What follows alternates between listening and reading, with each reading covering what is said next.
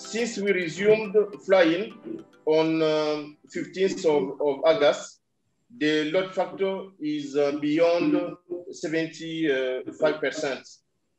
And you cannot imagine that DRC is the hugest country in Africa. From the north to the south, from the east to the west, it takes 2 hours. And we are only, the country in Africa with 9 borders. Yeah, we have 26 provinces, and each one wants to be connected to Kinshasa, the capital. Yeah, okay. The other factor for us is the low rate of contamination. Yeah, okay, the ratio is very low. Yeah, because since yesterday, we had 11.6 thousand cases out of 80 million of population. On the regional markets, yeah, we will resume flying to Johannesburg by December. And we are expecting also to fly to Central Western Africa by next year. Due to the pandemic COVID-19, yeah, we have reviewed our operation methods and adapted our work system, and above all, anticipate the following events and assess the long-term impact on the pandemic on our operation revenues. We plan then flying on intercontinental routes in 3 or 4 years, and we think that during this period, the recovery will be effective. Wow, fantastic. I mean, to hear a load factor, I think Mr. O'Leary at Ryanair would be, I think they've been sort of boasting around 70%, which is,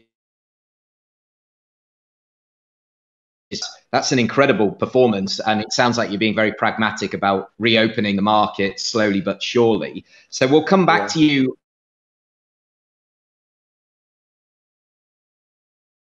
and the plans of that for the future. But the really exciting thing about this panel is we've got 2 countries that are very different in their positioning. So, of course, DRC, as Desiree has explained, has nine countries bordering it. It's huge. Mauritius is different. It doesn't have that domestic market, and obviously its regional market is also spread. It's more of a destination in itself. So let's focus on your unique challenges and opportunities as a destination. So if you can sort of answer the same question, how are you adapting your strategy, focusing on those regional markets, because that's obviously a bit more difficult as an island? What is happening basically, and we are doing things somewhat different, is that this is providing us an opportunity to reassess our business model and make it leaner, more efficient, and to grab market opportunities, which I am sure is going to be in a very changed marketplace. The market is not going to be the same. It's going to be different. So it's a window of opportunity here, although there is no visibility, no clarity about things that are going to evolve. So the ultimate question is, even if you have the best, the lowest cost of production in terms of lowest cost,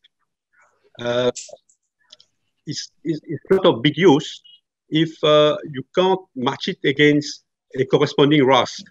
So that's the biggest challenge in terms of visibility for the future.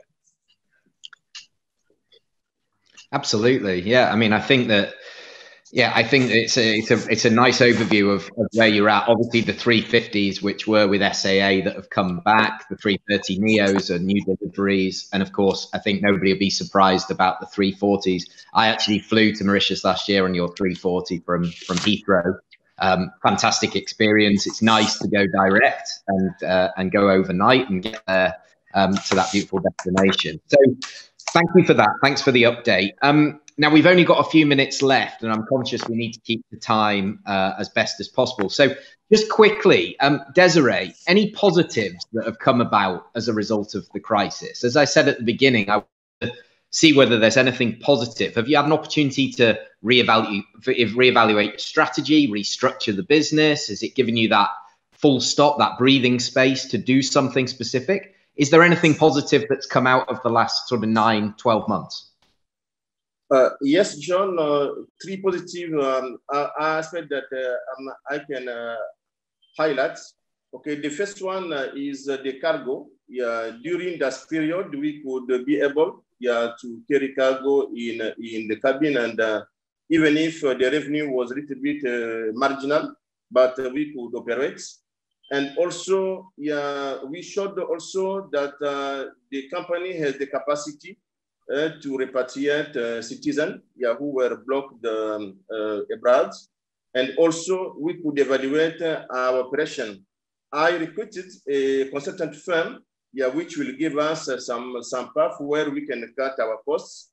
And before that, I could also discuss with our subcontracts, in order to revise the contract and also to reschedule our debts, and also to see how the commercial strategy is working. This was something that we can say positive during this period. Fantastic. Yeah, some good ones there. I mean, the cargo again coming up. So I'm again excited about the session later on.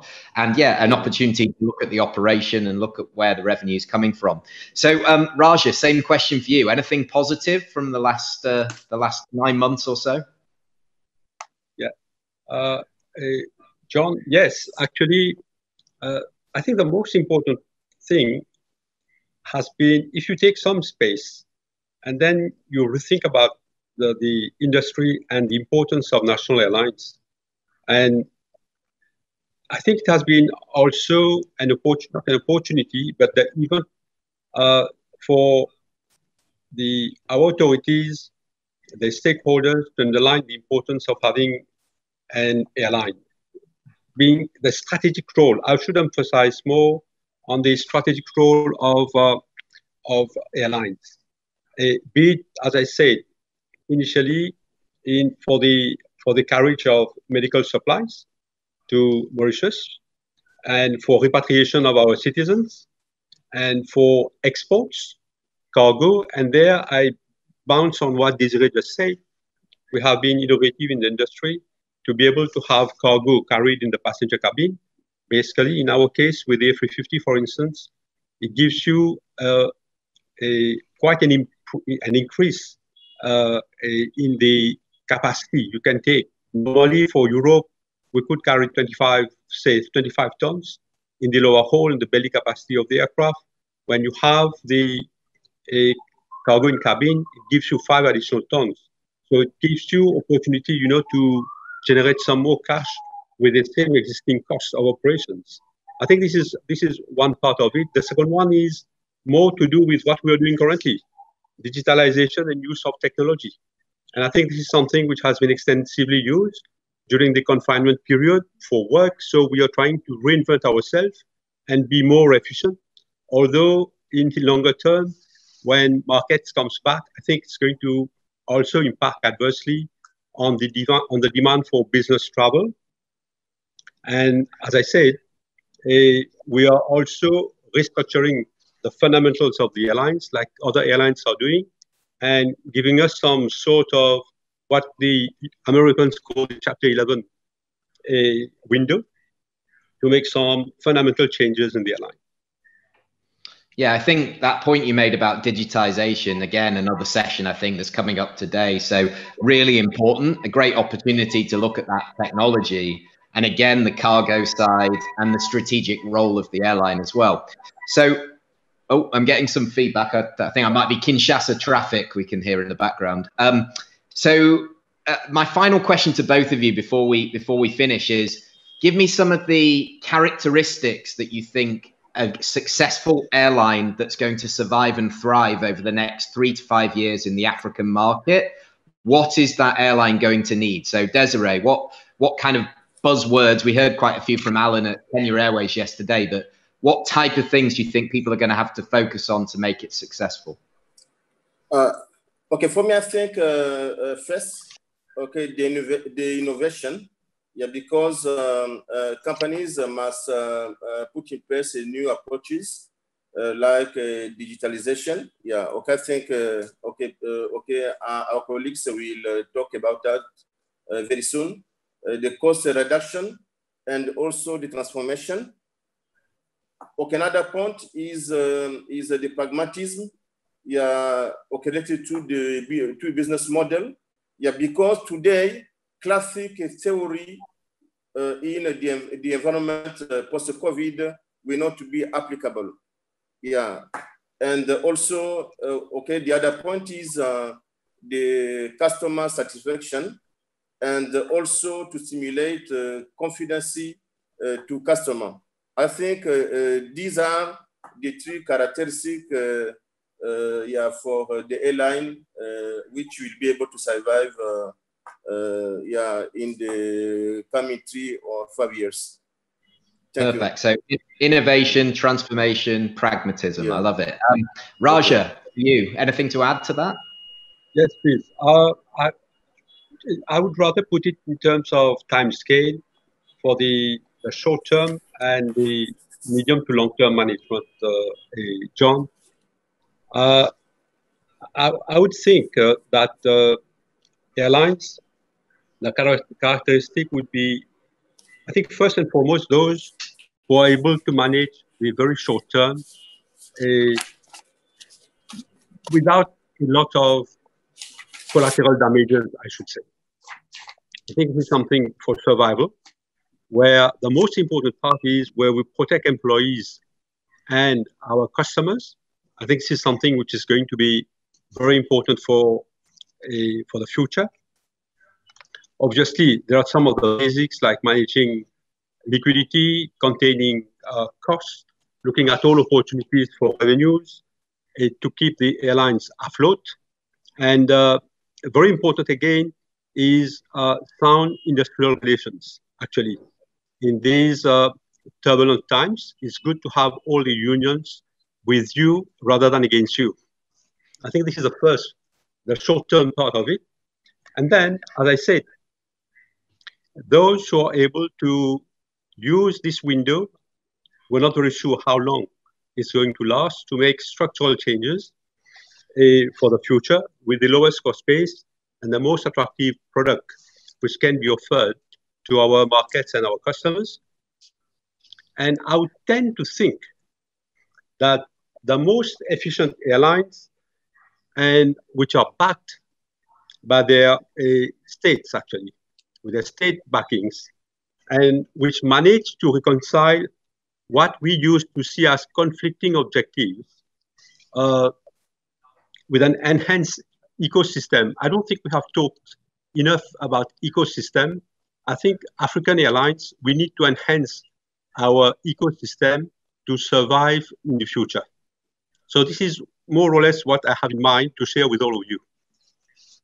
Great, fantastic. So yeah, agility with short horizons, cost control, industrial relations in the short term, and then thinking a bit bigger and a bit of collaboration in the longer term. Fantastic. Well, that's all we've got time for today. So Raja, Desiree, I really want to say thank you so much for your engagement, and thank you everybody out there for your participation. Obrigado, merci, thank you, everybody. And I just want to say before I hand back to you, Maureen, as an event organizer myself, I just want to commend the AFRA Secretariat on putting this platform together. I know what it's like, and I'm sure we'll all be together in Luanda in 2021. So thank you once again, and back to you, Maureen. Thank you very much, John, and a big thank you to our two CEOs, Desiree and Raja, for sharing with us your unique challenges, your unique opportunities, your fleet renewal plans, your future outlook for your airlines, and what your vision of the air transport industry is in the next 2 to 3 years. The take home is quite good, and we have some very strong words: innovation, transformation, pragmatism, efficient airlines. Thank you very much for your contribution. And we thank GE for kindly sponsoring this executive interview session.